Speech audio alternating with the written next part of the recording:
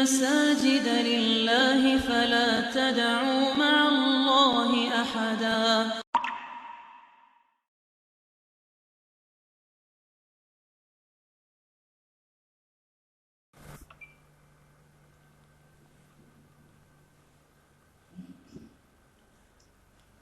Assalamualaikum warahmatullahi wabarakatuh. Bismillahirrahmanirrahim. Alhamdulillahi hamdan katsiran tayyiban mubarakan fihi kama yuhibbu rabbuna wa yarda. Asyhadu an la ilaha illallah wahdahu la syarika lah wa la na'budu illa iyyah. Wa asyhadu anna Muhammadan 'abduhu wa rasuluhu la nabiyya ba'dah.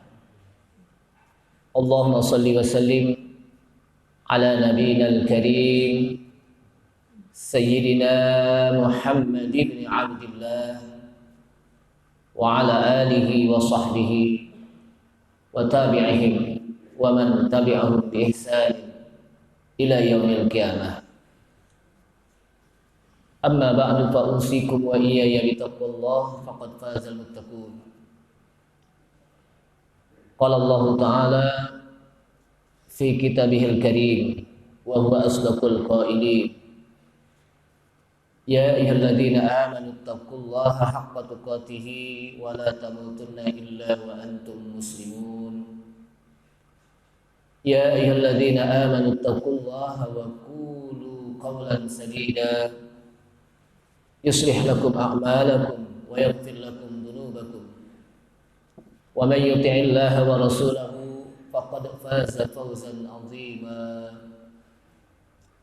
Wa qala Rasulullah sallallahu alaihi wasallam fa inna asdaqal haditsi kitabullah ta'ala wa khairal huda Muhammadin sallallahu alaihi wasallam wa syarrul umuri muhdatsatuha wa kullu muhdatsatin bid'ah wa kullu bid'atin dhalalah. Ma'asyiral muslimin wal muslimat rahimani Allah wa rahimakum. Ibu bapak hadirin hadirat sekalian, segenap pengurus Masjid Al-Muhajirin, bapak-bapak, ibu-ibu, kaula muda, para remaja, yang mudah-mudahan kita semuanya senantiasa mendapatkan limpahan rahmat dan maghfirah dari Allah Subhanahu wa taala. Kita awali kajian kita ini dengan memanjatkan puji syukur kita kepada Allah Subhanahu wa taala yang telah memberikan kepada kita semuanya taufik dan hidayahnya sehingga kita berada di tempat yang paling mulia dan majlis yang paling mulia. Karena Rasulullah SAW menyebutkan khairul bilad masajidullah. Sebaik-baik tempat itu adalah masjid-masjid Allah. Dan sebaik-baik majlis itu adalah majlis ilmu. Dan majlis ilmu inilah yang akan bisa memudahkan kita untuk menuju ke surga Allah Subhanahu wa taala. Karena Rasulullah sallallahu alaihi wasallam menyebutkan man salaka tariqan yaltamisu fihi ilman sahalallahu lahu bihi tariqan ilal jannah. Barang siapa yang berjalan di satu jalan yang dengan jalan tersebut dia mencari ilmu, dia ingin memperoleh ilmu, dia menuntut ilmu, sahalallahu lahu bihi tariqan ilal jannah, maka orang tersebut akan dimudahkan baginya untuk jalan menuju surga Allah Subhanahu wa taala. Salawat serta salam tak lupa kita sampaikan kepada Nabi kita Nabi Muhammad sallallahu alaihi wasallam beserta para keluarganya, para sahabatnya, para pengikutnya yang senantiasa istiqamah di dalam menjalankan sunnah-sunnah Rasulullah sallallahu alaihi wasallam.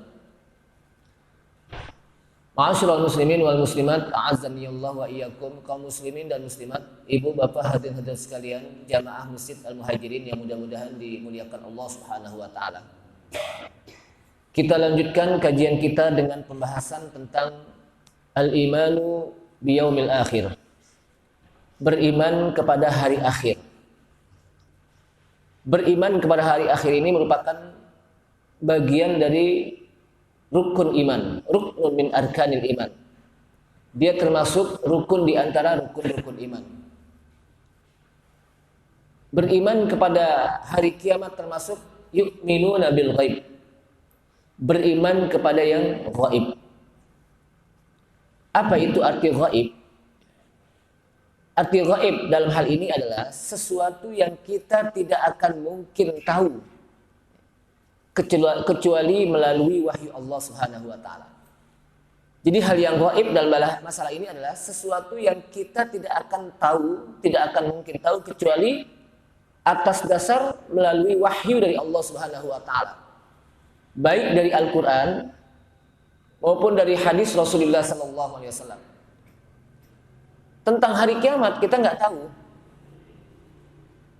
kecuali atas kabar dari Allah Subhanahu wa taala melalui Al-Qur'an. Dan kabar dari Rasulullah sallallahu alaihi wasallam, karena Rasulullah sallallahu alaihi wasallam adalah orang yang mendapatkan wahyu.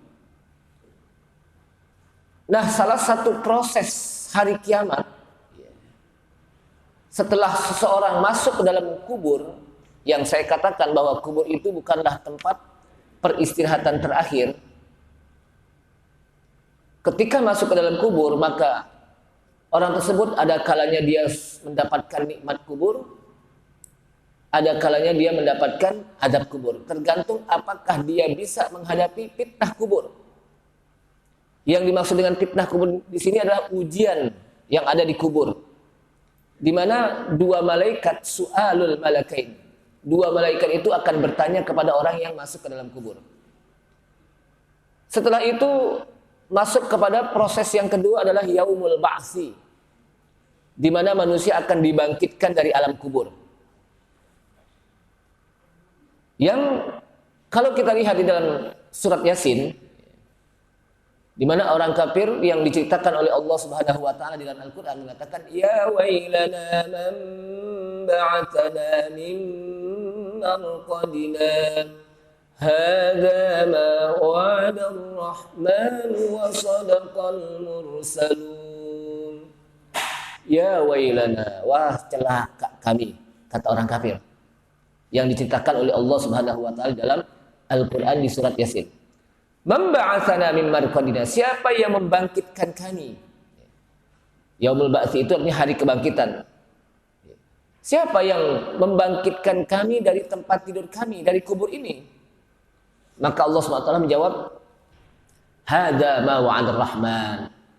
Inilah janji Allah Subhanahu wa taala. Wa sadaqal mursalun, dan telah benar rasul-rasul. Jadi bahwa yaumul ba'tsi, hari di mana manusia dibangkitkan dari alam kubur, itu merupakan janji Allah Subhanahu wa taala. Dan sudah disampaikan oleh para rasul.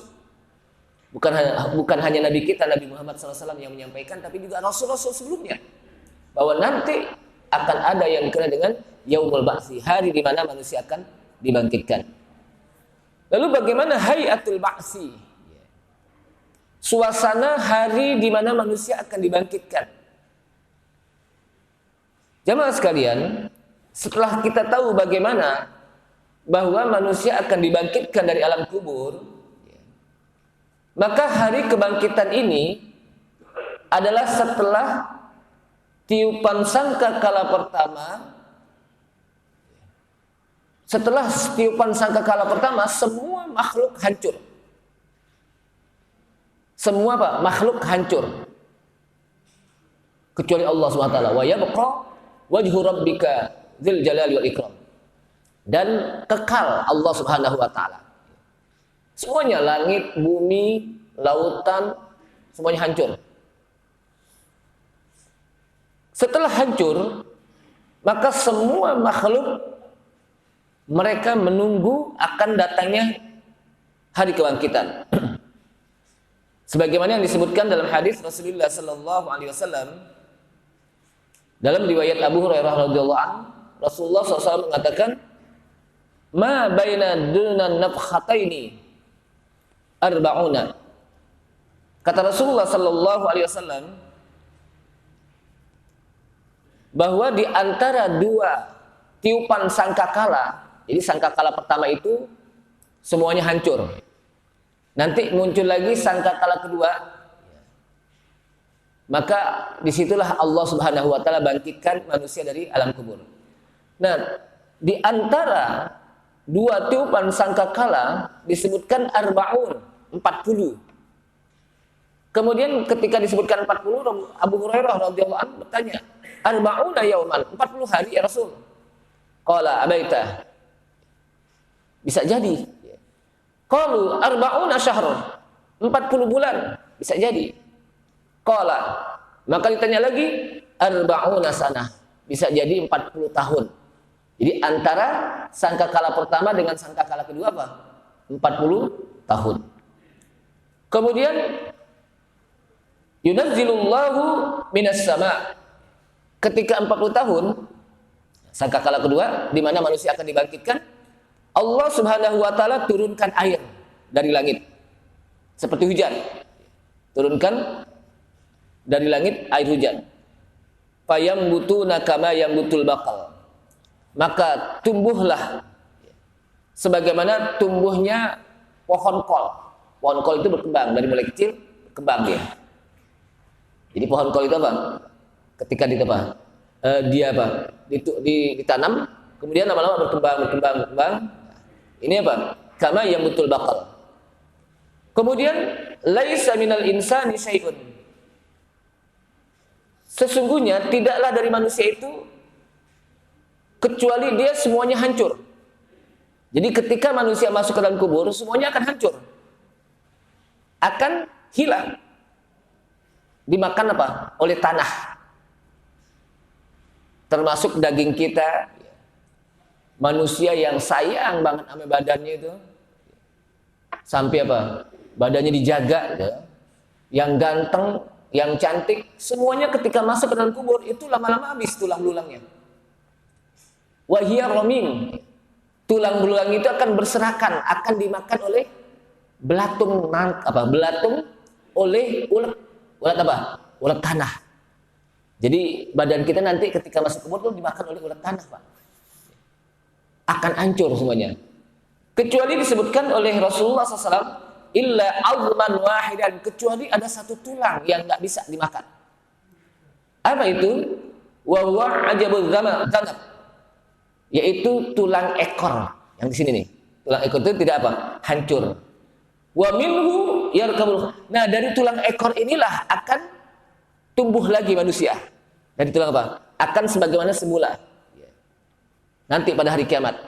Jadi ada satu tulang ekor yang tidak termakan oleh tanah. Kecuali apa? Tulang ekor. Yang dia tidak akan dimakan oleh tanah. Kecuali kata para ulama, ada orang-orang yang tidak dimakan oleh bumi Allah Subhanahu wa taala. Salah satunya adalah para nabi dan rasul. Sebagaimana disebutkan dalam hadis, innallaha harramal arda ayyakula jasadal anbiya'i wal mursalin. Sesungguhnya Allah Subhanahu wa taala mengharamkan bumi untuk memakan jasadnya para nabi dan rasul. Dan beberapa orang lagi. Ya, salah satunya apa? Nabi dan rasul itu enggak dimakan oleh tanah. Awet dia. Tapi manusia yang umumnya, pada umumnya dia akan dimakan oleh tanah, habis semuanya. Hancur. Tulang belulangnya semuanya apa? Akan hancur. Kecuali ada tulang ekor yang dialah yang nanti ketika hari kiamat Allah Subhanahu wa taala turunkan hujan, dia akan tumbuh lagi. Lalu kembali lagi manusia disebutkan setelah itu maka kembali lagi jasad sebagaimana semula. Kemudian setelah itu Allah Subhanahu wa taala menyuruh malaikat Israfil meniup sangkakala kedua, maka kembalilah ruh ke jasadnya masing-masing. Jadi ruh kembali ke jasadnya masing-masing pada saat sangkakala, tiupan sangkakala kedua, dan itu nggak ketukar. Nggak mungkin ruh saya itu masuk ke dalam jasad bapak-bapak atau ruh bapak-bapak masuk ke jasad saya, nggak ketukar. Sesuai dengan takdir dan ketentuan Allah Subhanahu wa taala. Setelah itu apa? Maka Allah SWT mengatakan kama bada'na awwala khalqin nu'iduh. sebagaimana kami mulai penciptaan pertama awal manusia, nu'iduh, kami kembalikan lagi. Jadi artinya apa? Sebagaimana kita hidup di dunia ini, lahir, nanti dibangkitkan juga sama seperti sekarang ini. Umpamanya kalau saya modelnya kayak gini, maka juga nanti ketika dibangkitkan sama seperti ini, nggak berubah gitu. Kama nu'idu itu apa? Kama nu'idu sebagaimana apa? Allah SWT ciptakan pada awal khalqin, ciptaan pertama, nu'idu, dikembalikan lagi ciptaan pertama itu. Yaitu pada saat ketika manusia dibangkitkan dari alam kubur dengan ciptaan apa? Yang apa? Setelah itu apa? Setelah ditiupkan sangkakala. Umpamanya saya ada tai lalat di sini. Nanti juga begitu, enggak apa? Enggak hilang. Sebagaimana penciptaan pertama gitu. Sebagaimana apa? Penciptaan pertama. Enggak mungkin nanti berubah mukanya gitu. Sesuai dengan apa yang kita hidup di dunia ini, balik lagi jasadnya dan ruhnya masuk lagi. Sesuai dengan jasadnya. Masing-masing ruh apa? Masuk sesuai dengan jasadnya yang pada saat di bumi. Inna kunna fa'ilin, sungguh hal itu kami akan lakukan, kata Allah SWT. Yauma yaqumun nasu li rabbil alamin, di mana manusia akan dibangkitkan oleh Allah Subhanahu wa taala. Dan disebutkan dalam hadis dengan redaksi yang panjang, salah satunya redaksi hadis ini adalah yuhsyarun nasu yaumal qiyamati hufatan uratan ghurlan. Kata Rasulullah SAW, manusia nanti di hari kiamat akan dibangkitkan oleh Allah Subhanahu wa taala dan dikumpulkan hufatan uratan ghurlan, dalam keadaan tidak bersandal. Dalam keadaan enggak bersandal ketika dibangkitkan dari alam kubur dan dikumpulkan di padang mahsyar, maka manusia tidak pakai sendal, naplak. Bayangkan gitu. Kemudian dalam keadaan tidak berpakaian, telanjang. Lalu ghurlan, tidak dihitan. Kama bada'na awwala khalqin nu'idu, sebagaimana kami ciptakan pada ciptaan pertama, di mana ketika manusia dilahirkan oleh perut ibunya dalam keadaan tidak bersendal, tidak dalam keadaan apa? Berpakaian, tidak dalam keadaan dihitan, maka ketika nanti pun dibangkitkan dari alam kubur, akan lahir dari kubur, ya, dibangkitkan oleh bumi, itu juga seperti itu, sebagaimana dia dilahirkan oleh perut ibunya. Nah, ada orang lahir dari perut ibunya lagi dibedong, ada gak? Di rumah sakit ada anak bayi lahir lagi apa? Udah dibedong duluan langsung dari perutnya, nggak ada. Nah, nanti juga dibangkitkan apa? Oleh alam kubur juga begitu, sama. Nah, inilah suasana hayatul ba'ats, kondisi di mana manusia akan dibangkitkan dari alam kubur. Setelah dibangkitkan, maka manusia pun berlarian ke sana kemari. Mereka ketakutan, yauma yafirrul mar'u min akhihi wa ummihi wa abihi wa sahibatihi wa banihi likulli imri'in minhum yauma idzin sya'nu yughni.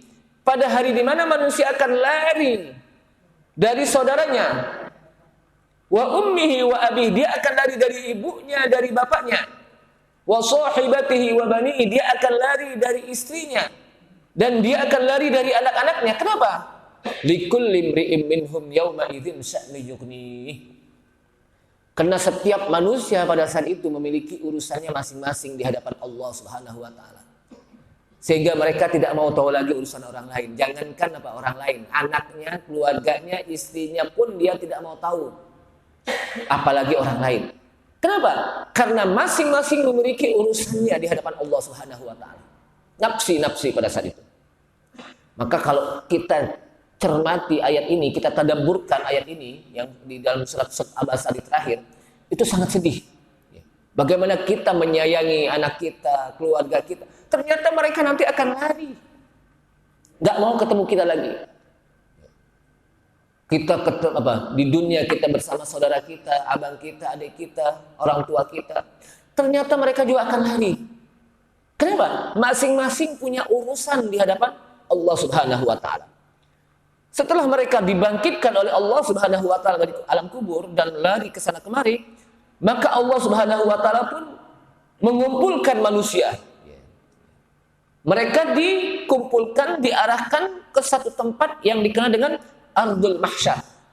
Bumi di mana mereka akan dikumpulkan oleh Allah Subhanahu wa taala yang dikenal dengan mahsyar. Bahasa kita padang mahsyar ya.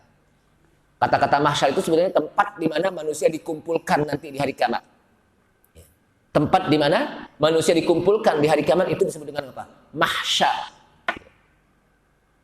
Sehingga ketika Allah SWT kumpulkan di mahsyar, padang mahsyar, nggak ada yang bisa lari dari padang mahsyar, nggak bisa. Dia akan apa? Oh, saya mau lari ke tempat lain aja. Di situ apa? Kebanyakan orang, nggak bisa. Semuanya memang Allah SWT apa? Arahkan ke sana. Allah kumpulkan. Sebagaimana disebutkan dalam hadis, dalam ayat Al-Quran, di mana Allah SWT mengatakan, "Yauma tashaqqaqul ardu 'anhum sira'a." Dzalika hasyrun 'alaina yasir. Kata Allah Subhanahu wa taala dalam ayat ini, artinya yauma tashaqqaqul ardu, pada hari di mana bumi nanti akan hancur. Bumi yang kita injak ini nih, itu akan hancur. Bahkan disebutkan dalam ayat Al-Qur'an, yauma tubaddalul ardu ghairul ardi was samawat. Pada hari di mana manusia akan apa? Pada hari di mana bumi ini akan digantikan oleh bumi yang baru. Dan lagi tidak begitu disebutkan. Jadi mereka akan diberikan satu bumi, ya, satu tempat, ya. Bumi yang bukan bumi ini, bumi yang baru. Yauma tubaddalul ardu ghairul ardi. Pada hari di mana Allah Subhanahu wa taala akan gantikan bumi yang bukan bumi yang kita injak ini. Kenapa? Karena bumi yang kita injak ini sekarang itu bumi yang banyak gedung-gedung bertingkat, banyak rumah, banyak bangunan-bangunan. Nanti rata semuanya. Nanti apa? Rata. Allah ciptakan lagi bumi yang baru. Yang disitulah manusia akan dikumpulkan yang disebut dengan mahsyar, padang mahsyar. Yauma tashaqqaqul ardu anhum sira'a. Pada hari di mana bumi akan hancur, kemudian Allah ciptakan lagi bumi yang baru. Dzalika hasyrun 'alaina yasir. Yang demikian itu di mana Allah Subhanahu wa taala kumpulkan manusia itu amat mudah, gampang. Jadi manusia itu tidak lagi bisa ke tempat lain lagi. Kenapa? Memang di situ tempatnya dikumpulkan oleh Allah Subhanahu wa taala manusia. Bahkan disebutkan dalam hadis, dengan hadis yang redaksi yang panjang, pada saat itu manusia masing-masing sesuai dengan amalnya ketika di dunia. Sedangkan matahari sudah dekat, begitu panasnya. Ada orang yang berkeringat, semuanya masing-masing berkeringat saking panasnya. Nggak ada AC saat itu, Pak. Sekarang kita enak ada AC, adem, dingin. Di situ nggak ada AC. Semuanya berkeringat, ada yang keringatnya sampai mata kaki, ada yang sampai sebetis. Bayangkan keringat apa? Bisa banjir keringat saat itu. Ada yang sampai dengkul, ada yang sampai pinggang, ada orang yang kelelep sama keringatnya. Sesuai dengan amalnya. Sesuai dengan amalnya. Sehingga disebutkan bahwa bagaimana kondisi manusia pada saat di mahsyar tersebut. Disebutkan dalam hadis bahwa kondisi manusia semua makhluk mereka menunggu lifaslil qada, untuk memutuskan, menyelesaikan hukum saat ini dengan waktu yang sangat panjang. Wahum ala ahwalin mukhtalifah. Mereka berada dalam kondisi yang berbeda-beda. Walaupun kita dekat nih, tetap masing-masing berbeda. Yang satu keringatnya apa? Sampai pinggang, yang satu lagi bisa jadi apa? Sampai mata kaki. Tergantung bagaimana amalan kita saat ketika di dunia. Jadi amalan kita inilah yang akan bisa menolong kita nanti di hari kiamat. Yang saat itu disebutkan bahwa kehidupan manusia itu akan menentukan bagaimana manusia nanti di akhirat. Jadi kehidupan amal manusia di dunia itu akan menentukan bagaimana nanti dia di akhirat. Ketika apa? Dia umpamanya pernah ngambil bumi orang, tanah orang, walaupun sejengkal, wah itu nanti apa? Juga akan mendapatkan apa? Bagiannya di padang mahsyar. Jalannya apa? Berat. Kenapa? Karena waktu di dunia dia suka ngambil tanah orang walaupun sejengkal. Kalau dia suka apa? Ngomongin orang, ribah, nanti juga begitu akan kelihatan. Bagaimana apa? Mulutnya. Jadi sesuai dengan apa yang dilakukan saat di dunia. Nanti hal ihwalnya ketika di padang mahsyar seperti itu. Maka setelah itu Allah Subhanahu wa taala tampakkan amal-amal manusia. Tidak tersembunyi sedikit pun. Mereka diperlihatkan dengan kitab-kitab amalannya. Yang disebutkan Iqra kitabak kafa bi nafsikal yauma 'alaika hasiba. Baca kitab amalan kamu, baca kitab catatan amalan-amalan kamu. Kafa bi nafsikal yauma 'alaika hasiba. Cukup kamu dengan melihat itu, kamu akan ngeh bagaimana kamu ketika di dunia. Belum dihisab saja dia sudah apa? Udah tahu, oh kalau gitu saya akan menjadi orang yang merugi nih. Dilihat dari apa? Kitab catatannya. Kitab catatan tersebut disebutkan oleh para ulama sesuai dengan hadis itu panjang dan lebarnya seluas mata memandang. Berapa kilo Pak? Seluas mata memandang, panjang dan lebarnya. Udah pernah ngukur belum? Saya sih belum tahu tuh. Saking banyaknya amalan kita. Itu dicatat dan akan diperlihatkan dan disuruh baca. Baca kitab amalan kamu. Kafa bi nafsikal yauma 'alaika hasiba. Cukup bagi kamu. Itulah hisab kamu nanti di hari kiamat. Kemudian dengan demikian maka mereka pun fil mauqifi, mereka saat mereka berada di mahsyar dalam keadaan kucar-kacir lari ke sana kemari, dalam keadaan khaufan, ketakutan, ruhbatan, kekhawatiran yang sangat. Fayatlubuna may yashfa' lahum ila rabbihim liyaqdiya bainahum. Kemudian mereka pun mencari siapa yang akan menolong saat itu kepada Rabb mereka, kepada Tuhan. Siapa yang akan menolong mereka ketika akan menghadap Allah Subhanahu wa taala untuk memutuskan hukum saat ini. Mereka apa? Ketakutan.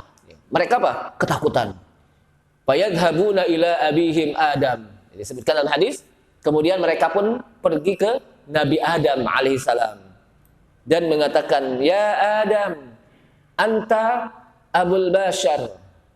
Ya Adam, anta abul bashar. Wahai Adam, engkau adalah bapaknya manusia. Khalaqallahu biyadihi. Allah ciptakan langsung dengan tangannya. Wa nafakha fihi min ruhi, dan lalu Allah tiupkan ruh ke dalamnya. Jadi Nabi Adam itu manusia pertama yang langsung Allah ciptakan dan ditiupkan ruhnya. Kemudian kata Adam, saya nggak mampu. Payak tadir. Adam pun apa? Mengelak, nggak mampu. Kenapa?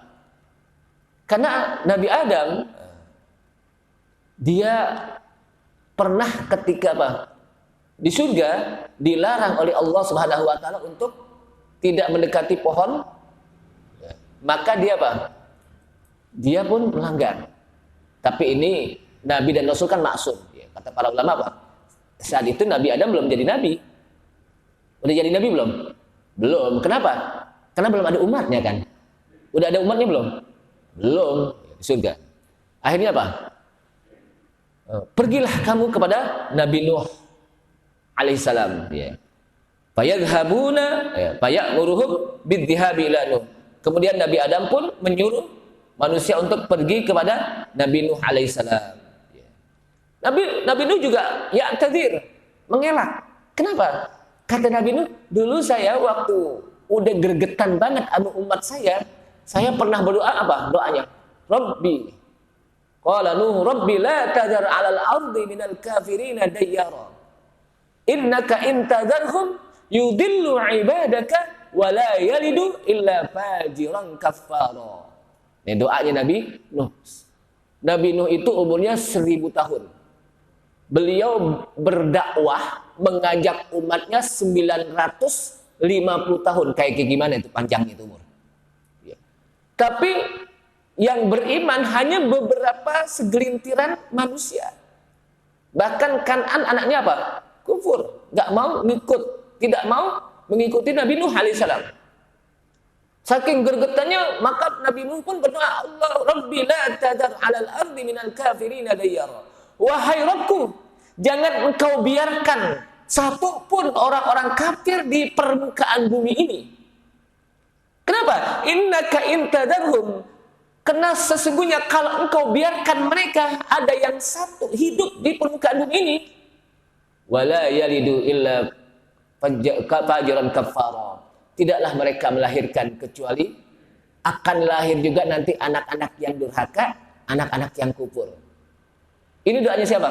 Nabi Nuh. Di dalam surat Nuh itu disebutkan, Rabbi la tadhar 'alal ardi minal kafirina dayyara innaka intadarhum, sesungguhnya kalau engkau biarkan mereka orang kafir di permukaan bumi ini, ya Allah, yudillu ibadak, mereka akan menyesatkan hamba-hambamu yang lain, wala yalidu illa fajiran kafara, dan tidaklah mereka melahirkan kecuali orang-orang yang durhaka, orang-orang yang kafir.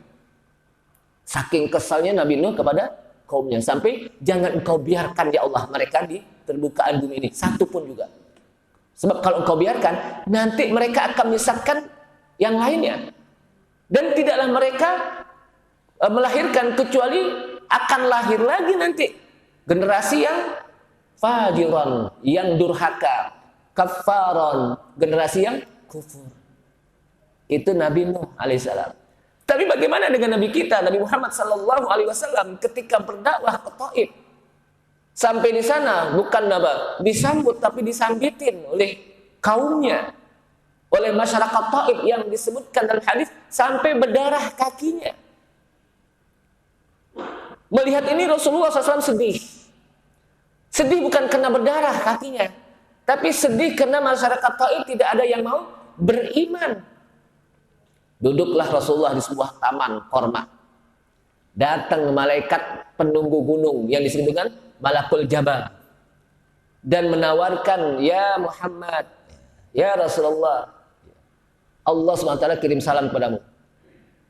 Sekarang juga kalau engkau izinkan saya untuk menghimpit masyarakat Taif dengan dua bukit, karena mereka sudah menyakiti kamu ya Rasul, saya akan hancurkan mereka dengan dua bukit ini.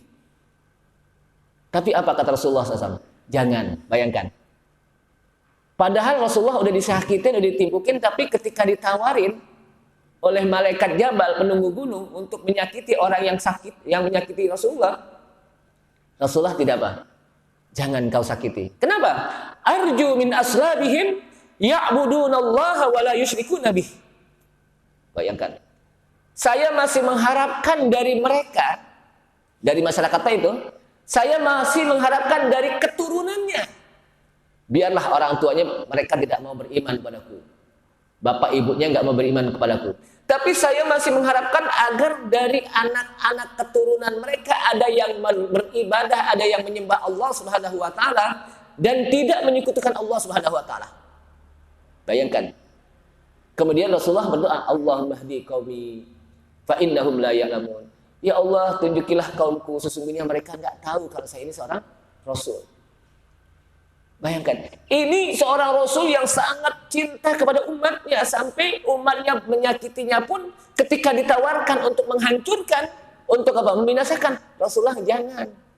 Kenapa? Saya masih ada harapan bapaknya, anaknya ini kalau apa? Bapaknya meninggal, anaknya bisa jadi apa? Ada yang beribadah kepada Allah Subhanahu wa taala. Kalau kita kira-kira Pak disakitin orang nih Pak, lalu ada yang belain. Ente disakitin, iya.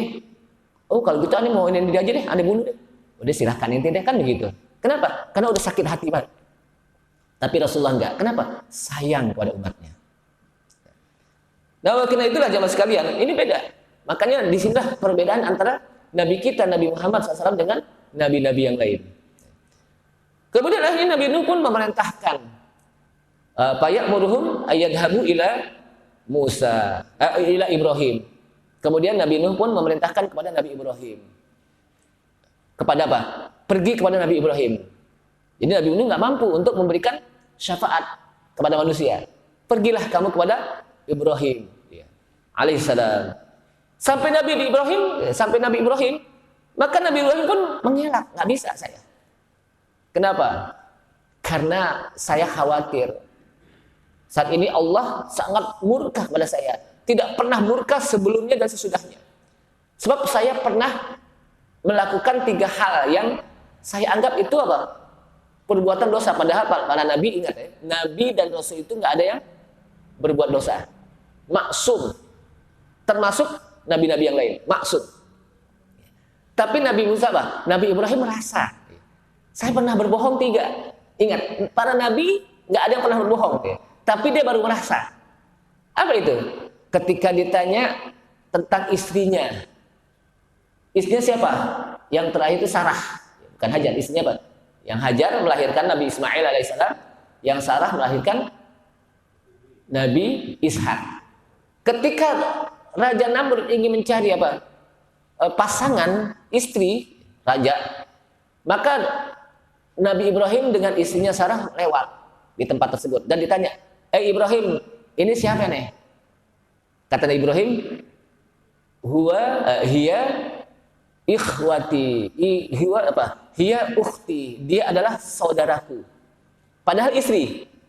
Tapi apa? Disebutkan oleh Nabi Ibrahim, dia adalah saudara perempuanku.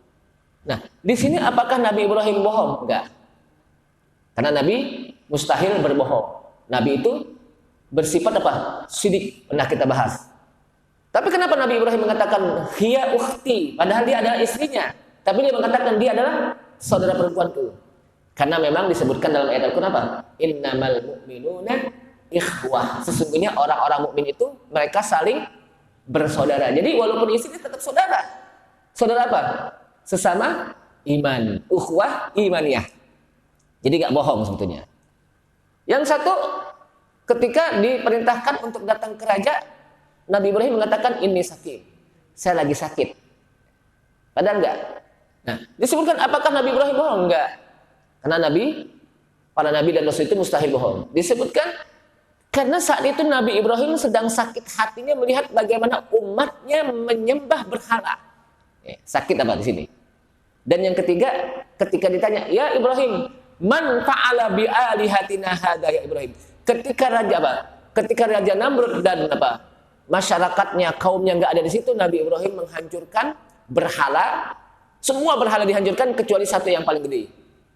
Ditaruhlah kampak di pundaknya. Dipanggillah oleh Raja Namrud untuk disidang, siapa yang menghancurkan ini. Lalu ada yang mengatakan, wah, seorang anak muda yang namanya Ibrahim. Dipanggil Nabi Ibrahim. Saat itu Nabi Ibrahim pun ditanya oleh Raja Namrud, man fa'ala bi alihatina hadza ya Ibrahim. Siapa yang telah menghancurkan terhadap Tuhan-Tuhan kami ini ya Ibrahim? Apa jawaban Ibrahim dalam ayat Al-Quran? Bal fa'alahu kabiruhum hadza. Bahkan yang besar inilah yang telah menghancurkan berhala ini. Bahkan yang besar. Apakah Nabi Ibrahim berbohong? Enggak, mustahil. Kenapa? Karena para nabi dan rasul mustahil berbohong. Mereka adalah orang yang as-sidiq, selalu benar. Yang dimaksud yang besar ini siapa? Kata para ulama, yang dimaksud yang besar sini adalah Nabi Ibrahim. Kenapa? Karena derajat nabi dan rasul di sisi Allah Subhanahu wa taala itu adalah derajat yang apa? Yang besar. Tapi pikirannya Raja Namrud yang besar ini, yang berhala yang paling gede yang nggak dihancurin, yang ditaruh kampak di pundaknya. Sehingga kata Nabi Ibrahim, kalau ente nggak percaya, tanya aja deh, yang paling besar siapa? Dipikir disuruh tanya apa? Disuruh apa? Tanya Ibrahim, tahu? Disuruh tanya yang ini nih. Kalau memang ente mengatakan ini yang paling besar nih, berhala yang paling besar, tanya deh. Nah, Raja Namrud kan bingung. Mau ditanya patung, nggak ditanya dia sembah-sembah, bingung kan?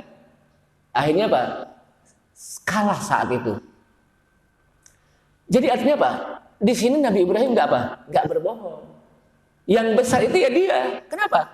Karena yang derajat Rasul dan Nabi itu di sisi Allah itu apa? Derajat yang besar. Tapi dia khawatir ini akan menjadi apa? Masalah di hadapan Allah Subhanahu wa taala. Oleh karena itu pergilah kamu kepada Nabi Musa. Akhirnya mereka pun apa? Pergi kepada Nabi Musa. Sampai di Nabi Musa pun apa? Ya kadir. Mengelak. Kenapa? Dia khawatir. Dulu saya waktu di dunia pernah membunuh seorang laki-laki. Padahal Nabi Musa apa? Nggak membunuh.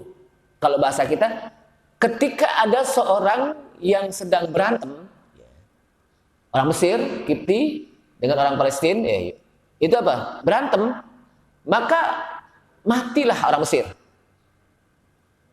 Ketika kalau bahasa kita dia apa? Bukan dibelain apa?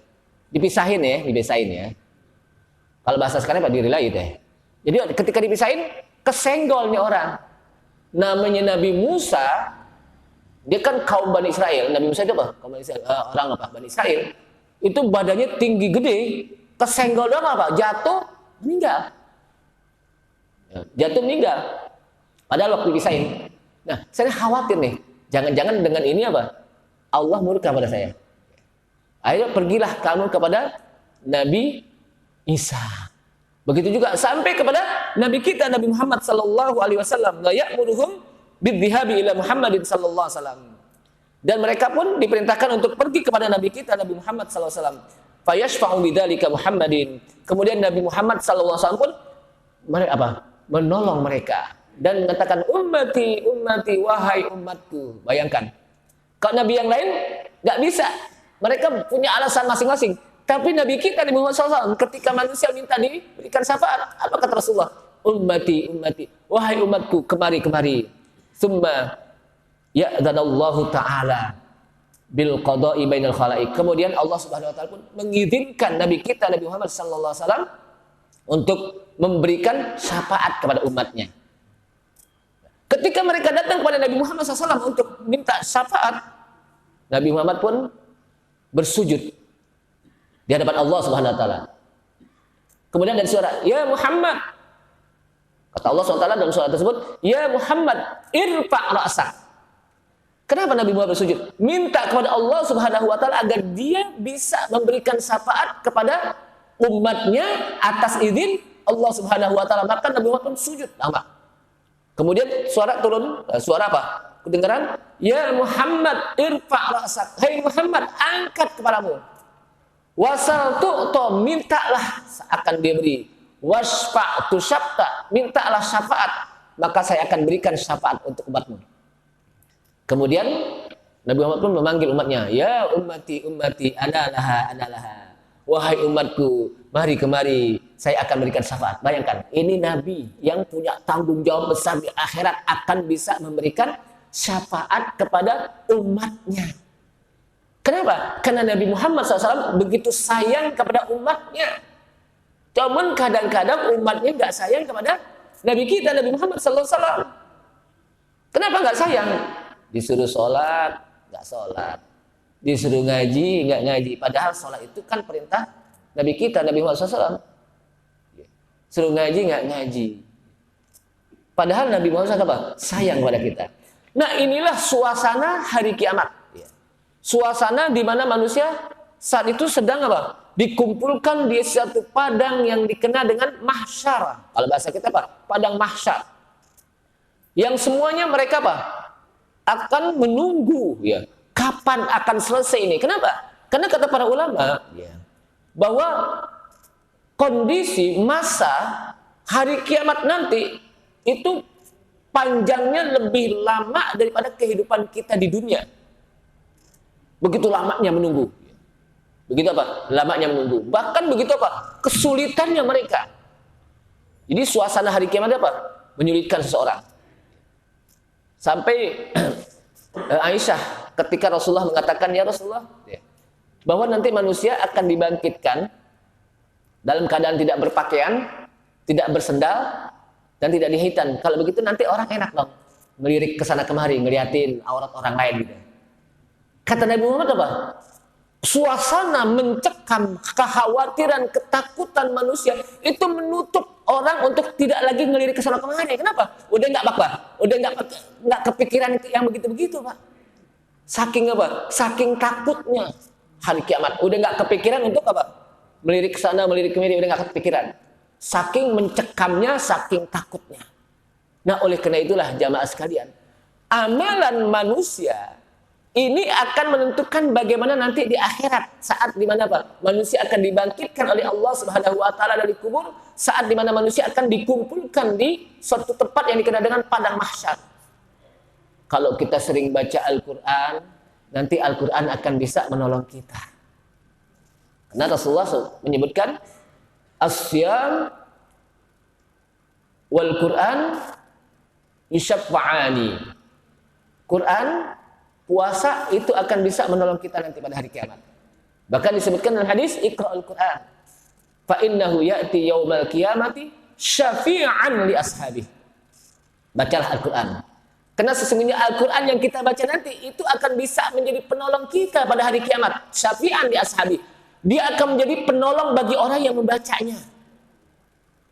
Kan kadang-kadang Al-Quran sebetulnya nanti akan menolong kita. Justru yang kita baca bukan Al-Quran yang kita banyakin. Al-Quran gak hatam-hatam. Padahal udah mau bulan Ramadan. Kira-kira berapa bulan lagi Pak? Ya 90-an deh. 90 hari ya. Gak hatam-hatam. Giliran Facebook hatam tiap hari.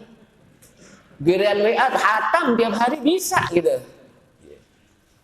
Habis sholat aja, assalamualaikum warahmatullah, assalamualaikum warahmatullah, astagfirullah, subhanallah. Dilihat HP, lupa itu amal istighfar, lupa amal, subhanallah lupa.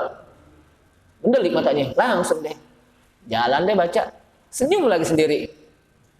Dulu zaman kita masih kecil kalau senyum sendiri itu dianggap apa Pak? Sekarang itu orang biasa itu senyum sendiri, coba dia lihat. Habis baca senyum gitu. Nah di sini ya sekarang. Nah oleh karena itulah. Amalan kita ini menentukan bagaimana nanti di akhirat. Baca Al-Quran. Salat kita juga disebutkan as-salatu nurun. Salat itu akan memberikan cahaya nanti di hari kiamat. Di hari kiamat Pak, PLN udah nggak ada saat itu. Lampu nggak